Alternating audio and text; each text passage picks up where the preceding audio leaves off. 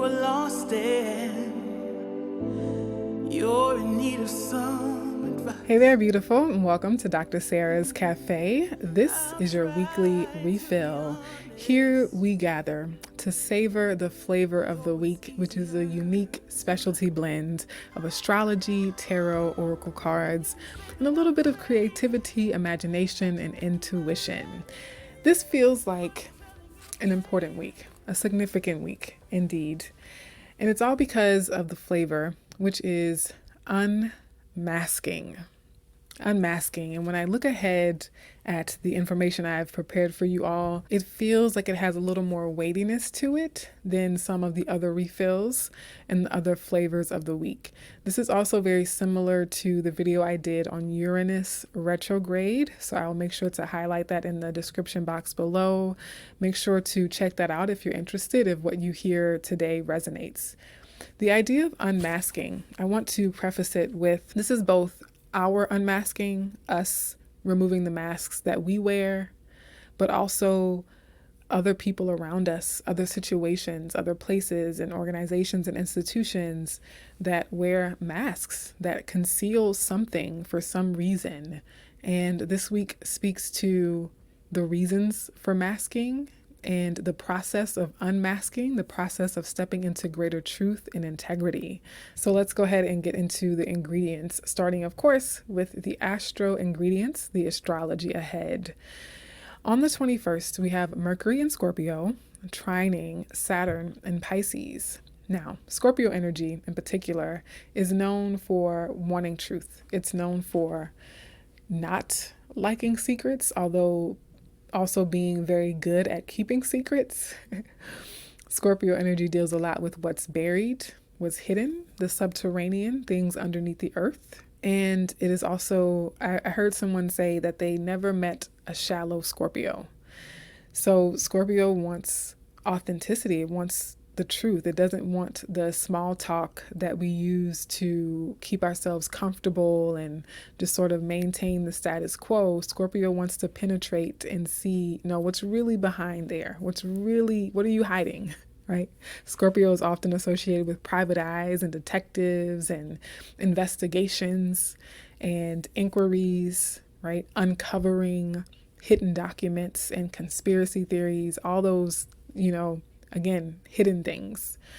And so Mercury, being the planet of information, ideas, communication, in that sign, it speaks to truthiness. It speaks to wanting to get to the truth, wanting to seek the truth, wanting to speak the truth, wanting to understand and know and gather truth, as in information, facts, data. Like, is this a true statement? Okay.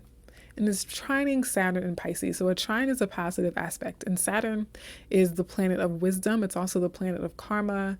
And Saturn also calls for authenticity and truth and integrity. More than anything, Saturn wants integrity, right? Saturn wants to do it right. Do it the right way. Saturn wants us to build for the long term. Don't cut corners. Don't shortchange. Don't sugarcoat. Let's be real here, okay? And that's the phrase I get on this day. Like, let's be real here, right? Because the sign of Pisces is the opposite of reality. It is literally illusions and fantasies and dreams and daydreams.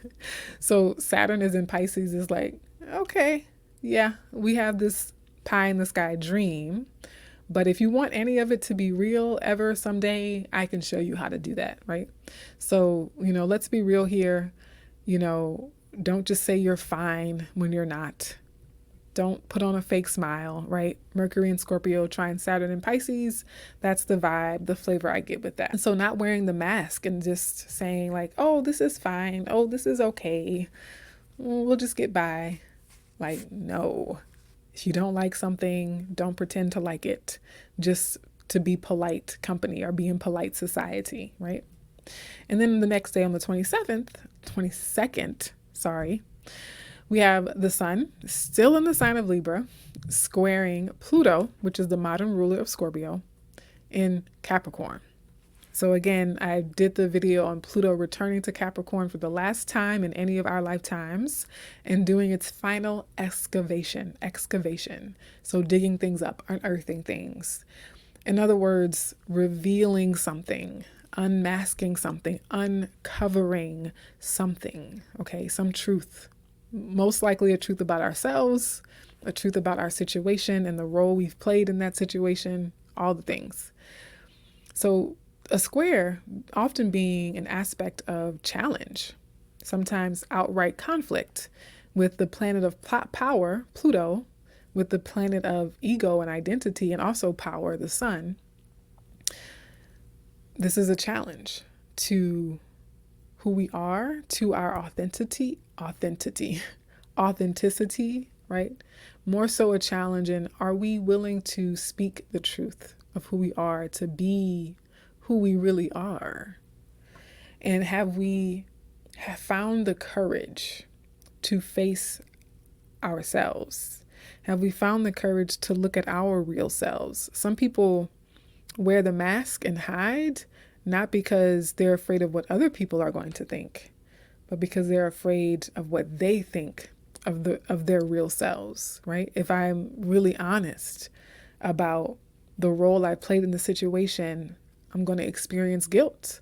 I'm going to feel shame. And so I'd rather pretend like I didn't cause harm. I'd rather pretend like I don't have these ego coping mechanisms, etc. I'm going to pretend like everything's fine with me. I'm going to pretend like I'm perfect. I'm going to pretend like I don't need to change and I can just flit about my life, not uncovering the hidden parts of myself. And if anything goes wrong, if anything goes awry, I'll just blame something external to me. So it could be that for some people. And for other people, it could be a little bit of both, where there really are external things presenting challenges and falsehoods and false narratives and trying to test our power and trying to cover something up on their end as well. And so we always have to come back to what's in my control, what do I actually have power over? And very rarely, like actually never, is it other people, right?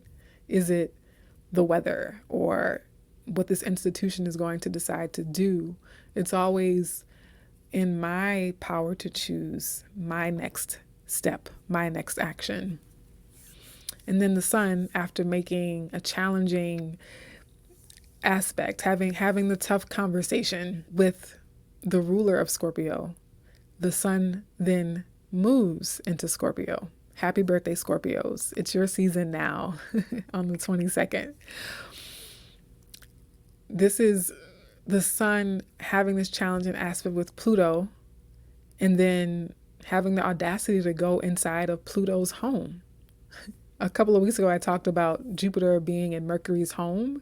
And so Jupiter's needing to talk to Mercury about like, hey, what's up with your house? Like, what's in here? So the sun is going into Scorpio's house. It's going into Pluto's house because Pluto being the modern ruler of Scorpio, it's like Scorpio is its home, basically. So the sun just has this difficult, challenging conversation with Pluto, who's currently away from home. And then it goes into Pluto's house. And I think, this is coming to me in the moment, by the way. I think that when the sun moves into Pluto's house for a little bit, for a little stay, it's going to recognize something about Pluto that changes what happened with that square, right? While the sun was in Libra, it squared Pluto. And it's like, oh, I'm going to judge Pluto and I'm going to say these things about Pluto and I'm going to view myself as the victim and I'm going to tell Pluto that they were wrong and shame on you, Pluto, for doing X, Y, Z. And then the sun is going to go into Pluto's home and all of a sudden it's going to have a new perspective on Pluto. It's going to see more deeply into this planet that it was maybe angry with or aggressive with. And so let me put that in terms of you and I, right? You and I might have a challenge with someone or something in our life.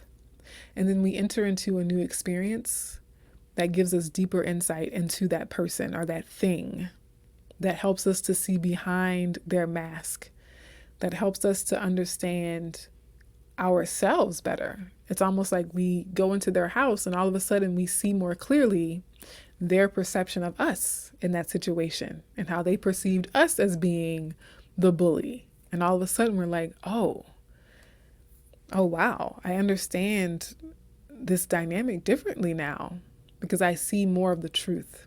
I see deeper truths other than just the things, the cherry picking of facts that I was doing before just to keep me comfortable. And then on the 24th, Mars in Cancer makes a sextile to Uranus and Taurus.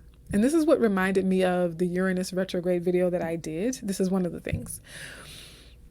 Because a lot of planets have been making aspects to this Uranus and Taurus, and Uranus has revelatory energy to it, right? Shocks, surprises. In that video, I show you this card, right? That facial expression there, the shock and the surprise. But thankfully, a sextile is a relatively positive aspect. And so when it's more positively aspected, Uranus shocks and surprises towards liberation, towards freedom. Well, it always does, really, but you know what I'm saying. It's more like breakthrough energy rather than breakdown energy. But even breakdowns are still trying to help us evolve and grow, right? And then Mars in Cancer, I've mentioned because Mars is going to be in Cancer for quite a time. So you'll hear me talking about it through many videos. It is often emotionally driven. It is emotionally guided. Mars is that aggressive planet, that assertive planet that's like, let's push forward, let's blaze this trail, let's get up and go, let's get physical. But in the sign like Cancer, which is water, but it's also cardinal, it does have clarity of purpose, clarity of focus, and it is deeply rooted in emotional content, we'll say. And also being of the family, the home of origin, your roots and your ancestry. This could be breaking free from some familial pattern or from ancestral pattern, right? And so maybe you have an ancestral history of being in polite society and wearing the mask and doing all the things that are acceptable and respectable in society or in the community. And so Mars in Cancer is like, but I have a deeper, more authentic, more sincere motivation than just keeping the peace, than just maintaining the status quo or social climbing. And so with this sextile to Uranus and Taurus, we might get a little support, a little bump in our ability to assert our more authentic motivations and desires. Okay. Okay, so for the tarot ingredient, we have the Six of Coins. The Six of Coins from the Hoodoo Tarot deck. We see here a depiction of a hand, an itchy palm. So the palms are itching. This person is scratching their palms. And they're holding a $2 bill. There's dice on the table that they've rolled a 7. They've rolled a 7 in the dice, and you have the 6 coins on the table, right? So this is an energy of resources coming in, resources going out. And are they doing so in a balanced fashion? Are they doing so in an equitable fashion? And so the Six of Pentacles or the Six of Coins can often be a card of strings attached. And this, coming out in the context of unmasking, asks us to consider for ourselves as well as the people that we're involved with. Is this act of generosity a sincere act of generosity? Or am I using generosity to mask ulterior motives? Am I using generosity or is someone else in my life using generosity to mask ulterior motives, to mask something else?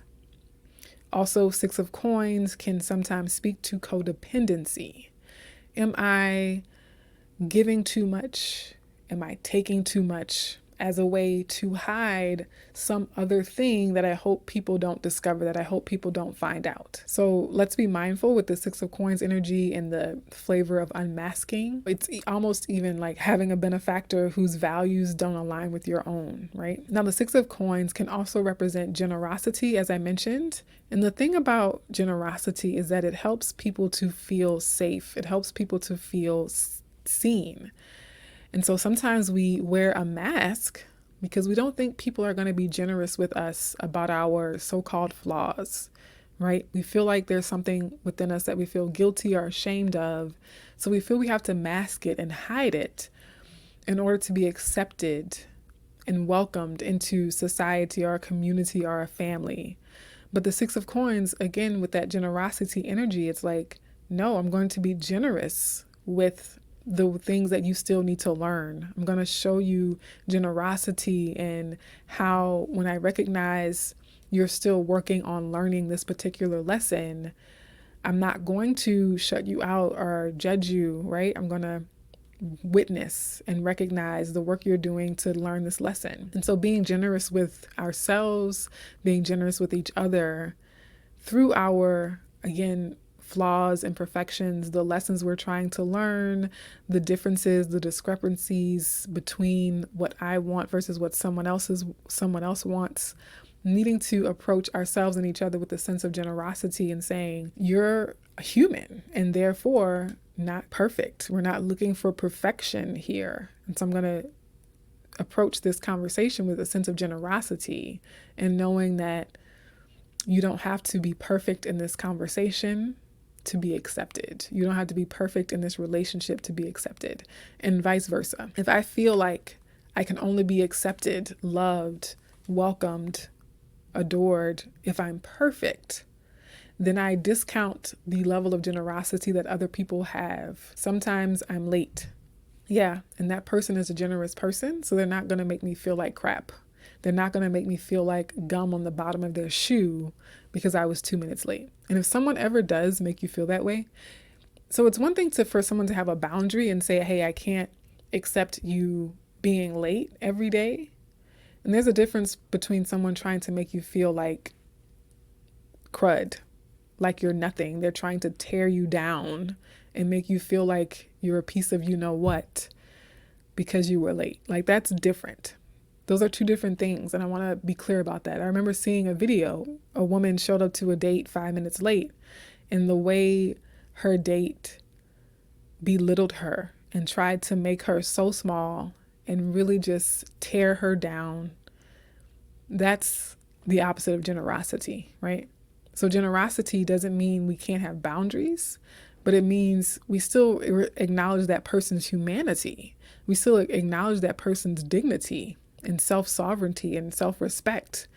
So even if they're late, we can say, hey, I don't want to hang out with people who are chronically late, but you're still a person of value, right? I'm not going to tear you down and, rip you to shreds emotionally or mentally and make you feel like you're the scum of the earth because you are late for things. And so that's I think the balance that we have to have.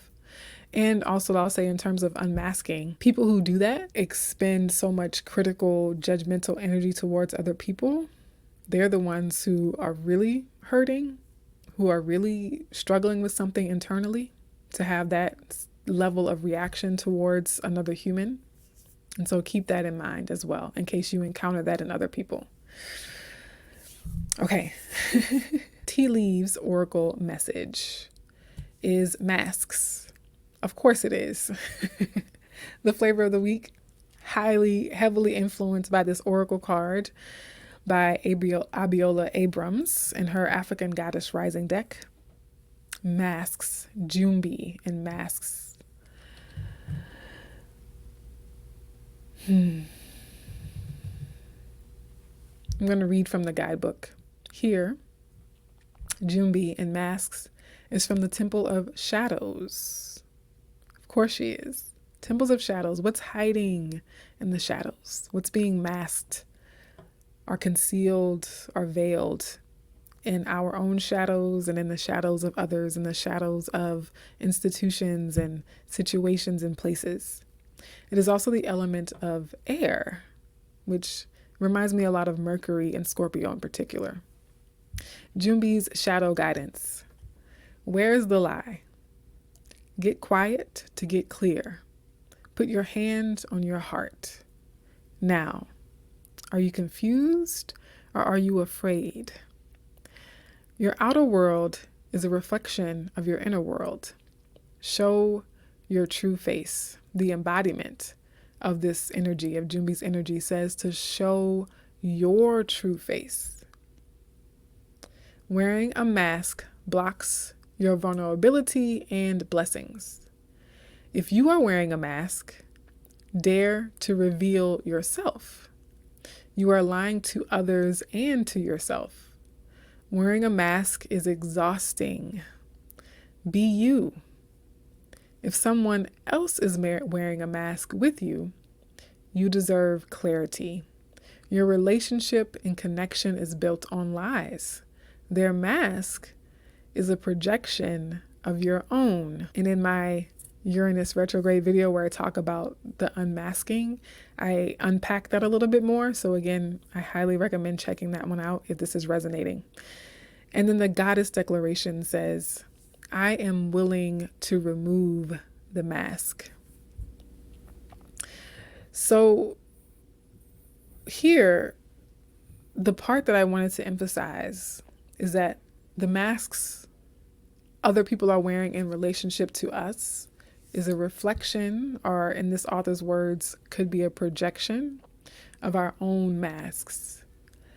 And it begs the question, if we want other people to be honest with us, are we willing to be honest with ourselves? If we want other people to be honest in relationships, to what degree are we honest in relationships? And it's confusing sometimes because the other people around us might be lying about one thing that we would never lie about, but that doesn't mean we aren't telling other lies, right?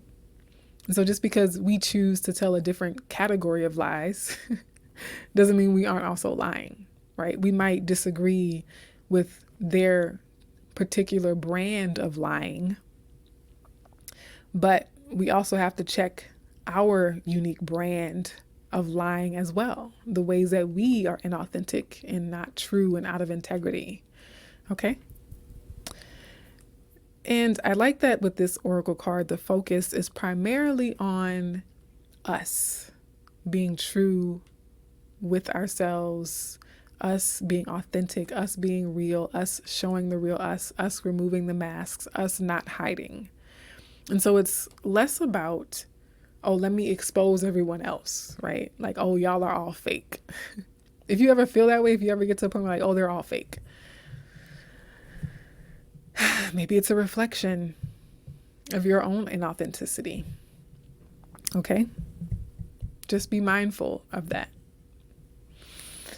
And then our pastry and poetry. I'm so excited about this one because we have our first Scorpio writer, and it is Lynn Nottage. Lynn Nottage, who's a playwright, and she's most famously known for her play Sweat. And I really like this one. This is one of the ones I had my creative writing students read when I was a full-time professor. And I read it for the first time as a teacher, right, as a professor. And so I was like, oh, this would be a great, play to use to introduce my creative writing students to the genre of drama. And so Sweat by Lynn Nottage. And then we have another chocolate chip muffin. Yes, I went back to chocolate chip muffins twice in a month because why not? It's decadent. It's lovely. And so this quote from Lynn Nottage's play, Sweat, I think speaks a lot to the energy of unmasking, the energy of uncovering the truth, the energy behind the mask, the reasoning, the rationale for the mask in the first place. So Lynn Nottage says, most folks think it's the guilt or rage that destroys us in the end. But I know from experience that it's shame that eats us away until we disappear. Most folks think it's the guilt or rage that destroys us in the end. But I know from experience that it's shame that eats us away until we disappear.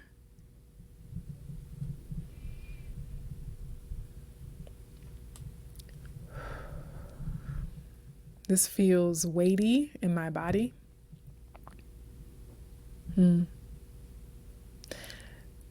I am called to express explicitly the compassion that I have, and I think we all are required to bring to this conversation of masks, unmasking, understanding where the masks come from, why so many of us feel compelled to mask, feel compelled to be less than authentic.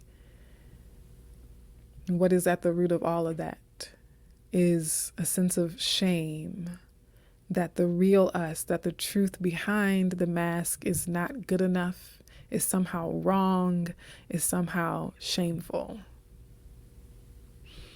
There's a lot of healing needed this week around what we're ashamed of, whether it's us being ashamed of what we've done in the past, us being ashamed of personality traits that we have, us feeling ashamed of physical traits that we have.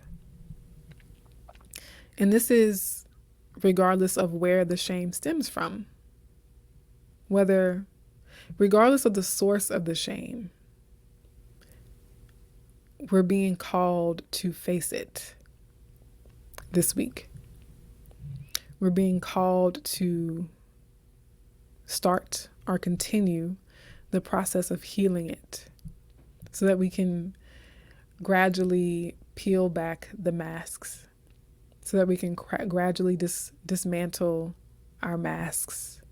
And I also feel very deeply that it's most important and primary and foundational that we recognize the truth behind our own masks. So as much as it's necessary and powerful to show up unmasked in our most intimate, closest community, it's so necessary and so powerful for us to be able to face our true face. I'll try to be honest, though it's easier to lie. And be with our real true selves in total grace, generosity, and compassion with our true selves. And again, that has ripple effects elsewhere in our lives. Our to-go and our takeaway. What fears keep me hiding? What fears keep me hiding? With that, my dears, I hope that this has helped you in some way to refill your spiritual cup. And I hope to see you in another video. Take care. And you can say that I'm crazy, that you're thinking